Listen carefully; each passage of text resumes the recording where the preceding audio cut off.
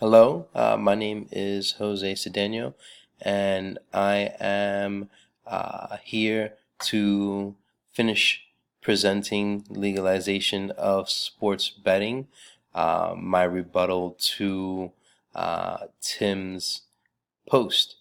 In Tim's post, he discussed how sports betting at this point has been backed by all the sports leagues, including the NBA, NFL, NHL, and MLB.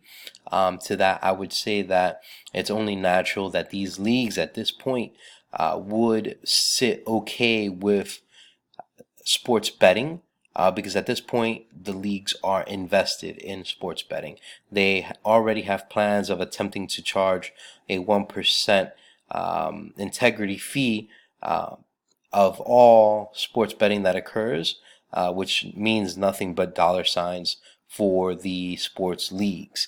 Um, it is a billion-dollar business, a multi-billion-dollar business, sports betting, and betting is easy. That's exactly why, according to the National Council on Problem Gambling, 15% of Americans gamble at least once per week, and approximately 3% of Americans meet the criteria for problem gambling.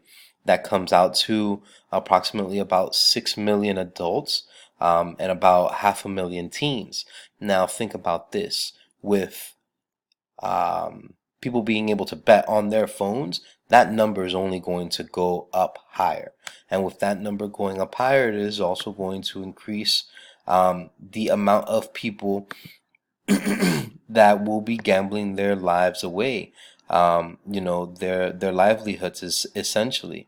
Um, I want everyone to keep in mind that a very small portion of the taxes collected from sports gambling actually goes into the communities. And essentially, if people are gambling from the comfort of their homes, they would not be going into casinos, and there wouldn't be as much revenue as everyone thinks that there would be. There wouldn't be as many jobs as everyone thinks that there would be.